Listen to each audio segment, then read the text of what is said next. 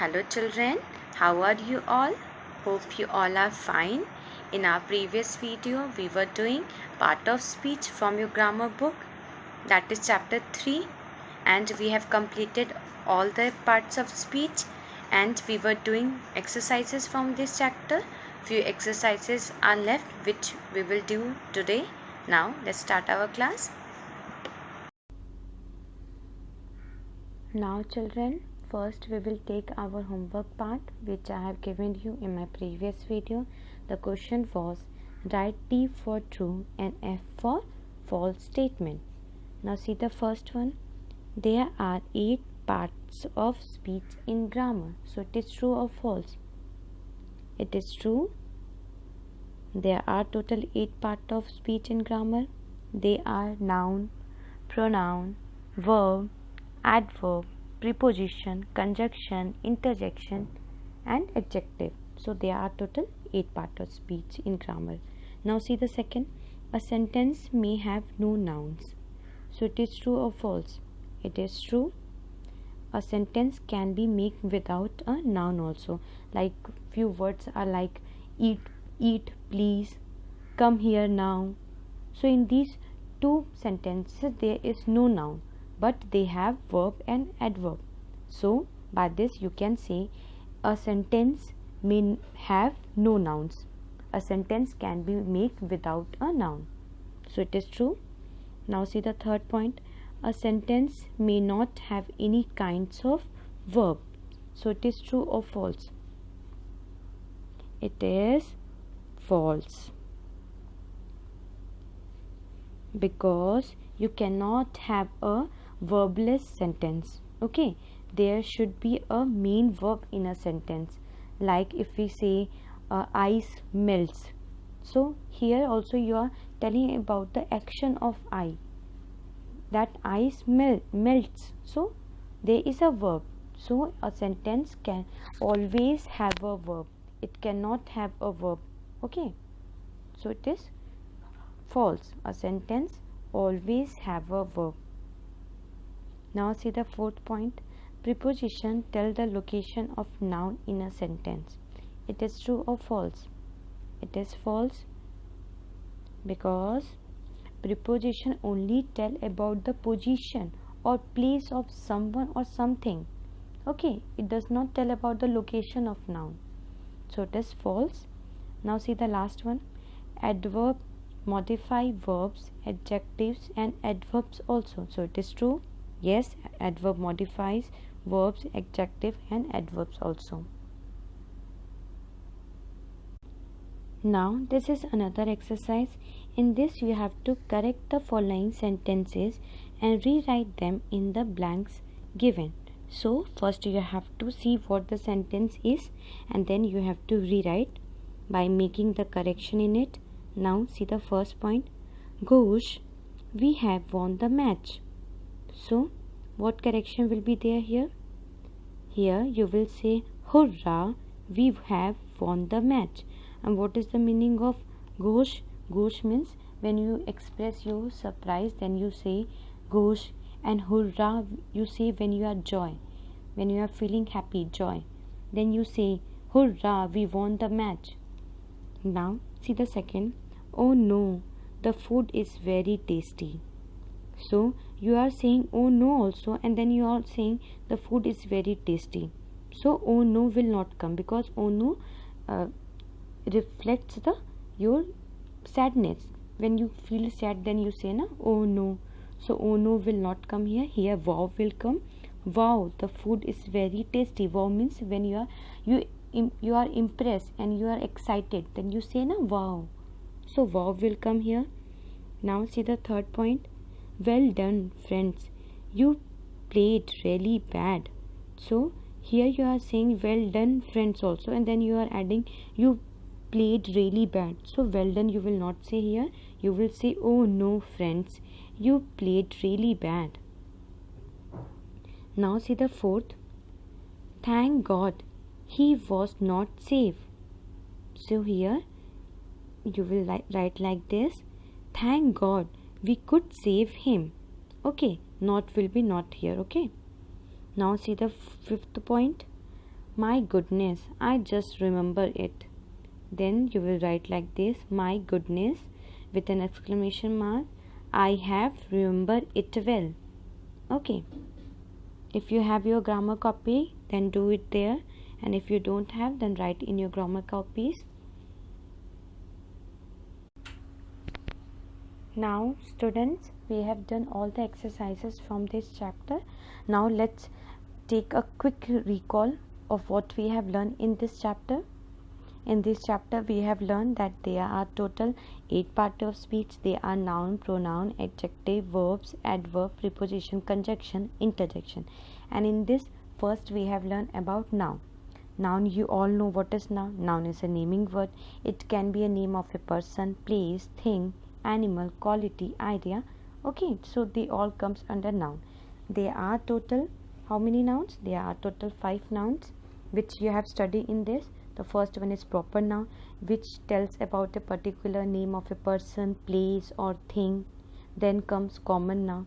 Common noun is not a particular name of a person, thing or the same kind, like mother, dog, cat, elephant, table, book, computer, school, hospital, TV. So they are not a particular name of something. Okay, they are just a general name. So they all comes under common noun. Now what is collective noun? Collective nouns is a collection of person or things taken together as a group, like we say army, team. Team is a collection of players. So they all comes under collective noun. Now what is abstract noun? Abstract noun names the state, quality of feeling or idea that you cannot see but you can think, like beauty you can see, like heat, love, pain, courage, health, honesty. So you can only feel it, you cannot touch it, you cannot smell it, you cannot see them. Okay. Now what is material noun? A material noun names the matter or substance of which are made, means the things which are made up of it, like silver, iron, gold. They all comes under material noun. From gold you make gold ornaments. Okay, from plastic you made plastic toys, and many things are there. So they all comes under material noun. Now what is pronoun? A pronoun is a word used in place of a noun. It is a replacement for a noun. These words save us from using the same words again and again. It means a pronoun replaces a noun to avoid repetition and make our speech sound more natural. And how it avoid repetition? Like if I say Preeti is a good girl, Preeti loves to do painting, Preeti is a good dancer. So I am using the name of Preeti many times. So it is not sounding very good. But if I say Preeti is a good girl, she loves to do painting, and she is a good dancer. So now it sounds good. So here pronouns avoid the repetition so that our speech sound more natural. Now see the words. The words I, you, he, she, it, we, they are personal pronouns. They all are used in the personal pronoun. For example, this is my mother. She is a teacher. Now see the second point. The words myself, yourself, himself, herself, itself, ourself, yourself and theirself are called reflexive pronouns. Okay. So like word example, let's see. I made this painting myself. Sheila has hurt herself. Baby birds are too young to look after themselves. So they all are reflexive pronouns. Now the words who, whom, whose, what, which are used to ask questions. They are interrogative pronouns. It means the words like who, whom, whose, what, which, they all are interrogative pronouns because these words are always used when you ask questions. Like when you say, what is your name? Who are those people? What is your dog's name? Which flavor do you prefer? Whom are you playing with? Whose is this umbrella? So here in all the sentences you are asking a questions. Now moving to demonstrative pronoun. The words this, these, that, those are called demonstrative pronouns. For example, these are houses, those are donkeys, this is my house, that is my school. Means you are indicating someone. Okay, demonstrative pronouns always indicate that this, these, that. So here you will always indicate. Now moving to adjective. What is an adjective? An adjective is a describing word. It tells us about a noun or pronoun or describe them. It points out the special quality or features of a noun or a pronoun. It means you can say that adjectives gives the information about noun and pronoun. Now what is verb? Verbs are doing words in a sentence. The verb tells us what the noun is doing. So verb is very important here. It tells about the action and the state. And today only we have learned in true and false that a sentence cannot be made without a verb. Means you cannot have a verbless sentence. Okay, so verb is very important because verb only have all the tenses. Means tense, you know, past tense, future tense, present tense. So verb is very important. Now see the example. Ducks love water. They are moved to their house. Dinosaurs lived millions of years ago. The weatherman says it will rain this afternoon. Now moving to adverb. What is adverb? Adverb is a word that describes a verb, adverb or an adjective. It tells us about the way somebody does something. Okay, so now see the example. This is a very tasty apple. Here it modifies the adjective. Means here it is written this is a very tasty apple. So here it is modifying the adjective. Now see the second. He run fast. Here modifies the verb. Run is a verb. What he is doing? He is running. So he run fast. And fast modifies, means fast is a adverb. And here it is modifying by adding fast, that he run fast. He ran quite fast. So here modifies the adverb. Now see preposition. A preposition is a word that connects one thing to another and shows how they are related. Some preposition tells us about the position or place of someone or something. A preposition is usually followed by a noun or a pronoun. So the last point is very important. A preposition is usually followed by a noun or a pronoun. Means you can say preposition shows a relationship between a time, place and position. Now see the example so that it is clear. Sony is jumping into the pool. So where she is jumping? She is jumping into the pool. Now see the second. We get up in the morning. Third example. The school is near the road. Where is school? The school is near the road. So here you are getting the idea, you are getting the place, you are getting the position where the school is. Now see the fourth example.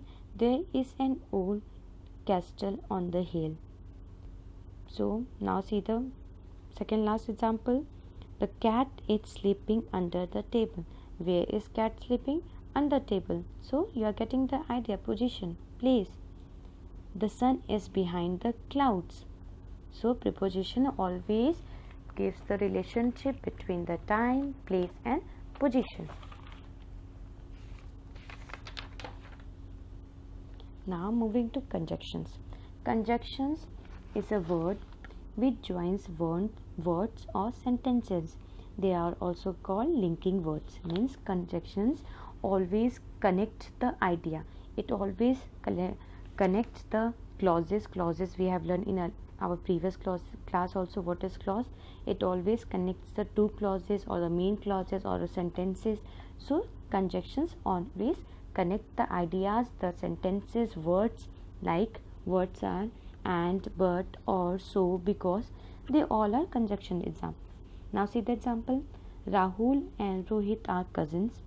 So here and is a conjunction. 2 and 2 make 4. Take a cola or coffee. Sheila is good at maths but poor in English. So here you can say in the last sentence, Sheila is good at maths. So it is full one clause, okay, but it is joined by but poor in English. Poor in English is another clause, so it is joined by the word but. So always conjunction connects the ideas. Okay. Now see the last one, interjection. An interjection shows a sudden feeling like surprise, pain, or pleasure. Means interjections always shows your feeling, emotion. When you are excited, you say wow. So they all are your feeling like wow. When you are sad, you say oops, oh no. So here you are telling about your idea, your pain, your surprise, your pleasure. Okay, now see the example. Happy birthday. She, do not make noise. Look out. Some other interjections which are commonly used are wow, goodness, oh, oh no, hooray, hurrah, or hooray, thanks, help, good luck, well done, gosh. So here all are example of interjection. Hope you have understood this chapter. This chapter is very important for you all. Now we have completed all this chapter. Now this is your homework for today. Write short essay on Bhagat Singh in 100 words. So you all know about Bhagat Singh. He was an Indian activist who struggled for Indian independence from British. So now you have to write your essay in 100 words. Now we will meet in our next class. In next class we will take a poem from your literature book. The name of a poem is The Little Boy's May Day School. Okay. So now we will meet in next class. Till then, be safe, stay at your home and do your homework. Thank you.